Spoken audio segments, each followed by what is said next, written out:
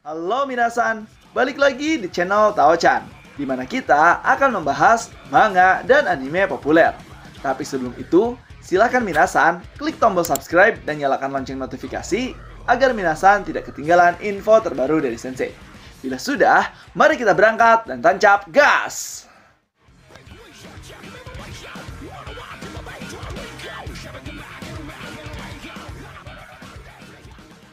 Oke minasan, di video kali ini kita akan membahas terkait Full Round Manga Record of Ragnarok chapter 78, yang mana pertarungan ronde 9 akan segera dimulai antara King Leonidas versus Apollo. Jadi akan seperti apakah kisahnya di chapter 78 ini yang merupakan awal pertarungan ronde 9. So, tanpa basa-basi lagi minasan, langsung saja kita gas ke pembahasannya. Chapter dibuka dengan diperlihatkan sebuah pulau mengapung dengan 3 kepala angsa di depannya, yang merupakan pulau yang didatangi oleh Zeus, Ares, dan juga Hermes untuk menjemput petarung ronde 9 perwakilan para dewa. Namun, pada saat mereka tiba di pulau tersebut, nampak Ares yang sangat gelisah dan terus memikirkan sesuatu. Ares berkata, "Hah, aku sangat depresi. Hermes yang melihat Ares gelisah mulai menjahili Ares dengan berkata, "Hei, kalau kakak terlalu tertekan seperti itu, nanti botak loh." Ares yang mendengar itu menjawab, "Di saat situasi seperti ini, 4 kemenangan dan 4 kekalahan, pria itu menjadi petarung berikutnya. Bajingan narsis yang berkilauan itu, aku sangat membencinya ayah." Yang ternyata, Dewa Ares nampaknya sangat benci dengan dewa yang akan turun di ronde 9 ini. Zeus pun yang mendengar itu berkata, "Ho, aku tidak begitu mengerti, tapi dia itu sangatlah kuat." Dan pada saat mereka sudah sampai, nampak di bawah patung dewa seorang pria yang sedang santai asyik mengharem bersama wanita-wanita cantik, mandi bersama dan bersenang-senang. Zeus yang melihat hal tersebut berkata, "Oh, nampaknya kau sedang bersenang-senang ya?" Pria itu menjawab, "Oh, kalian toh." Namun, berbeda dengan Ares, pada saat melihat pria itu, Ares nampak kesal dan jijik sambil dia berkata, "Kau dalam keadaan darurat seperti ini, apa yang sedang kau lakukan, ha?" Ketika mendengar dari perkataan Ares yang marah, bukannya pria itu membentak, malah dia dengan senang berdiri dan berkata, "Oh, bukankah itu sobat dewaku Ares, yang ternyata dia adalah Dewa Apollo, Dewa Matahari dari Yunani yang akan menjadi petarung ronde 9. Apollo pun bertanya, "Ada apa? Ada apa? Tak biasanya kalian datang untuk menemuiku."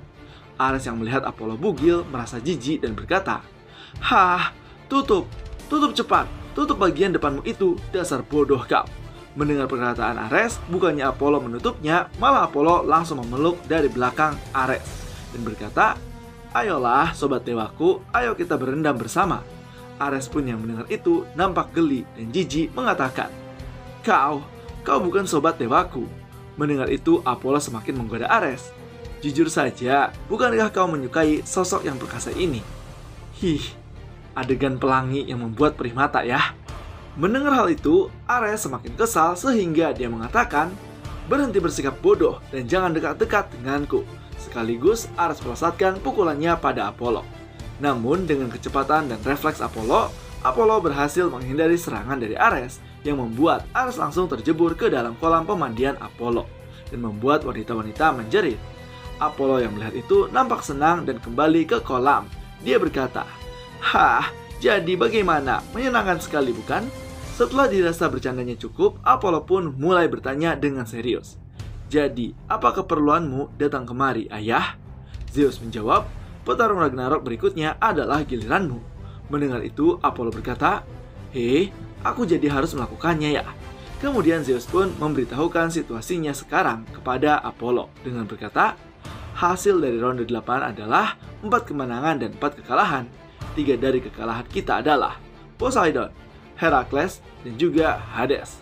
Mendengar penjelasan dari Zeus, nampak ekspresi Apollo yang sangat terpukul karena telah kehilangan dewa-dewa penting dari pantheon Yunani. Sehingga Apollo berkata, "Poseidon-san, Hercules-kun, dan kakak Hades, apa-apaan ini? Benar-benar sangat disayangkan. Mereka pasti menjadi serpihan yang indah, namun aku tidak bisa melihatnya, sayang sekali." Melihat ekspresi dari Apollo yang tidak sedih sama sekali, membuat Ares kesal dan berkata, "Apa kau bilang ingin melihat serpihan mereka? Apa kau tidak sedih sama sekali?" Mendengar itu, Apollo menjawab, "Sedih. Bukankah mereka semua bertarung dengan jiwa yang membara? Kalau begitu, mengapa aku harus sedih? Bukankah itu peristiwa yang begitu indah? Mendengar perkataan dari Apollo, nampak Dewa Ares yang tertegun kaget. Sedangkan Hermes dan Zeus malah tersenyum. Kemudian Apollo pun berkata lagi, "Nah, kalian semua, bukankah kalian ingin melihatku yang indah ini bersinar paling terang, ya kan?" Sontak, mendengar itu, para wanita saling menjerit dan mengatakan bahwa mereka ingin melihat Apollo yang bersinar turun di arena pertempuran. Setelah mendengar itu, Apollo pun berkata lagi, "Alright, beauties. Sebagai Dewa Matahari, aku harus mendengar dukungan yang begitu indah. Aku yang perkasa ini akan menaklukkannya." Ares yang melihat semangat Apollo berkata, "Ya, pertama-tama pakai dulu bajumu." Dan dengan begini, Apollo menyetujui untuk turun di ronde 9. Sedangkan di sisi lain, di koridor Valhalla, terlihat Brunhild dan Geir yang akan menyiapkan petarung ronde 9 untuk mewakili umat manusia. Karena kekalahan Nikola Tesla membuat Geir sangat sedih, sehingga dia berkata, 4 kemenangan dan 4 kekalahan melawan para dewa. Umat manusia bertarung cukup bagus, ya kan? Mendengar itu, Brunhild menjawab, "Hah, bertarung dengan bagus? Kata-kata itu sangatlah tidak berharga seperti kotoran belatung. Jika mereka semua kalah, maka semuanya akan menjadi sia-sia. Itulah Ragnarok. Oleh karena itu, di ronde ini aku memilih orang ini sebagai petarung berikutnya." Dan pada saat itu juga, Geir nampak tercengang dengan dihadapkan dengan sebuah gerbang raksasa berlambangkan huruf V terbalik dan dijaga oleh penjaga raksasa. Brunhild pun berkata lagi, "Itu benar, dia yang selalu membangkang para dewa, pemberontak terkuat sepanjang sejarah umat manusia." Hingga pada akhirnya tempat itu dibuka oleh raksasa penjaga pintu. Dan pada saat Brunhild dan Geir masuk, Geir bertanya, "Kakak, tempat ini..." Belum juga Geir selesai bicara, Brunhild menjelaskan, "Sejak kelahiran umat manusia, ribuan bangsa telah bangkit dan hancur. Di antara semuanya ada bangsa terkuat dan termulia sepanjang sejarah mereka. Dan mereka adalah orang-orang ini, yaitu para Sparta." Dan diperlihatkanlah para Sparta yang sedang berlatih gym di ruangan mereka walaupun mereka ada di Valhalla. Yang sudah jelas, kalian tahu ya, ini tempat siapa. Setelah itu, Brunhild pun terus berjalan di antara para Sparta untuk menemui seseorang yang akan menjadi perwakilan umat manusia itu. Dan di tengah-tengah para Spartan yang sedang berlatih, Geir nampak keheranan karena ini pertama kalinya dia melihat bangsa Spartan berlatih dan bertanya pada Brunhild. Dia berkata, "Hei, apa yang sedang orang-orang ini lakukan, kakak?"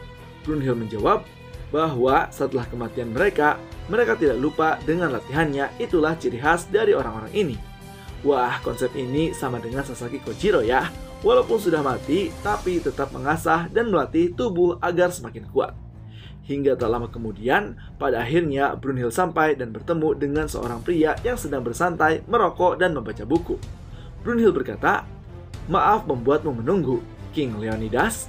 Yang ternyata perwakilan ronde 9 yang akan turun adalah King Leonidas dari Yunani. Mendengar hal tersebut, Geir nampak kaget karena penampilan yang jauh berbeda dengan King Leonidas yang ia ketahui. Di sini, Brunhild pun berkata bahwa King Leonidas, inilah giliranmu untuk turun di ronde 9. Namun King Leonidas dengan entengnya menolak dan berkata, "Aku tidak mau, aku tidak punya masalah dengan ronde 9, semuanya bisa pergi. Tapi kalau aku yang harus bertarung, itu harus ronde pertama atau ronde terakhir. Nah, kalau sudah ronde terakhir, maka kau boleh kembali lagi ke sini." Wah, ternyata King Leonidas ini menginginkan dirinya sebagai awalan atau menjadi penutup dari pertarungan.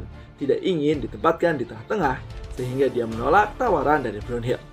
Mendengar hal tersebut, Geir nampak kesal dan berkata, "Apa-apaan pria ini? Sikapnya sungguh buruk." Ketika mendengar itu, Brunhild tidak kehabisan akal dan mengeluarkan foto Apollo sambil berkata, "Oh, begitu ya. Kalau begitu sangat memalukan.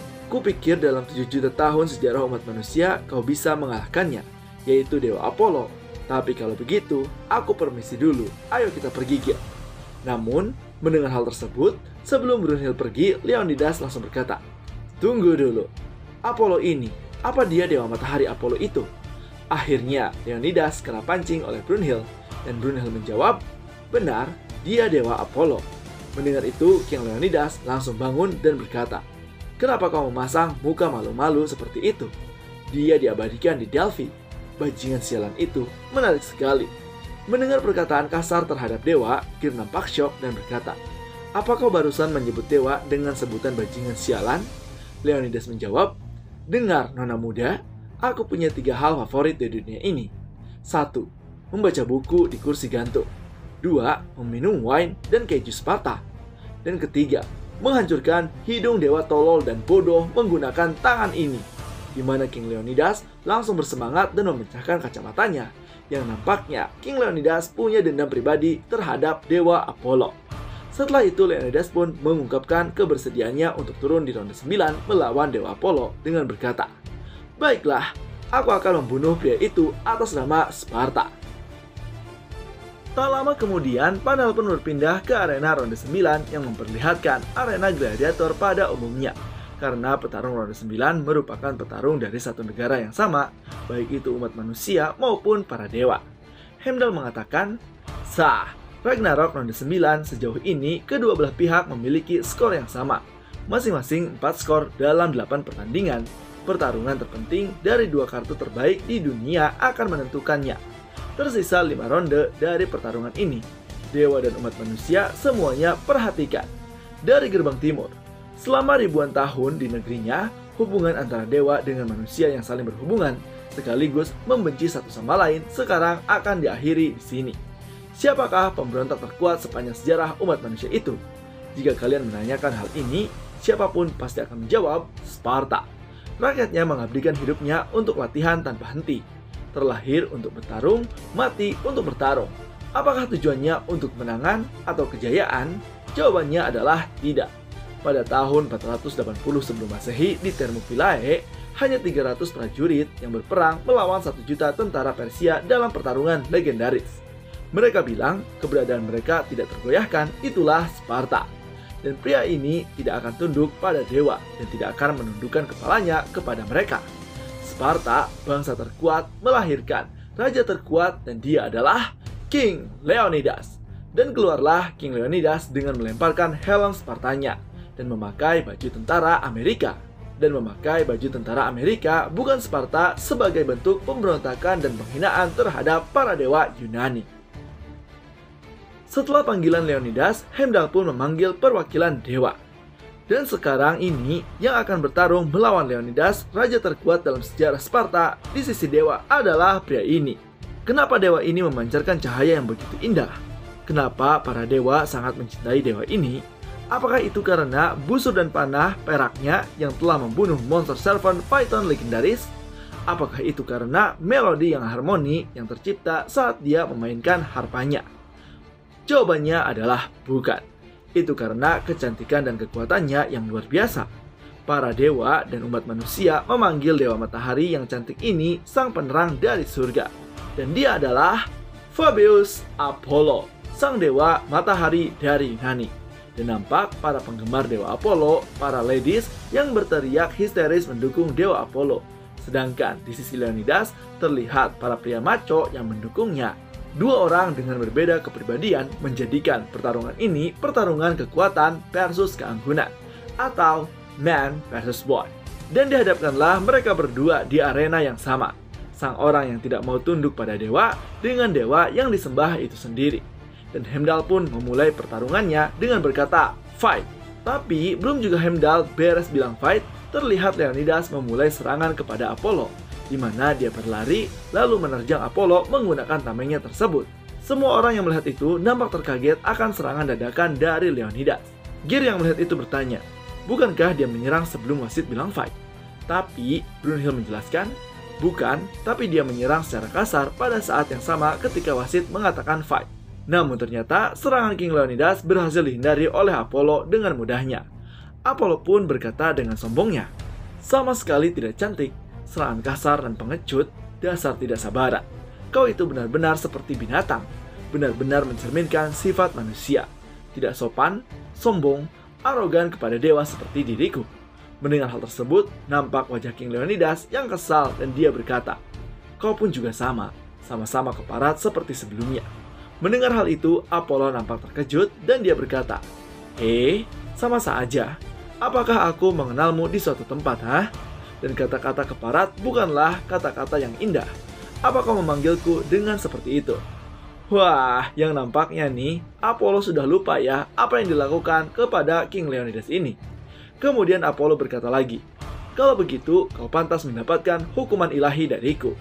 Mendengar hal tersebut, Leonidas pun berkata, "Hah, aku benar-benar membencimu, baik dulu maupun sekarang." Lalu sambil merogoh sakunya dan menyalakan rokok, King Leonidas menambahkan, "Akulah orang yang paling membencimu di dunia maupun di akhirat ini. Dasar keparat sialan." Sambil Leonidas menunjukkan jempol ke bawah ke hadapan Apollo sebagai bukti dari tentangannya, dan panel pun selesai. Nah, itulah dia minasan terkait pembahasan Full Raw Manga Record of Ragnarok chapter 78. Jadi gimana nih menurut minasan terkait kisahnya? Apakah make sense King Leonidas versus Apollo ini? Dan apakah akan menjadi pertarungan terseru antara seseorang yang memberontak kepada dewa dan tidak ingin menundukkan kepalanya kepada mereka, dan juga dewa yang disembah itu sendiri? Silahkan isi di kolom komentar ya. Dan jangan lupa untuk like, komen, dan subscribe. So, tetap saksikan di channel Tao-chan agar minasan tidak ketinggalan informasi terbaru dari Sensei. Sekian dari Sensei, and bye-bye!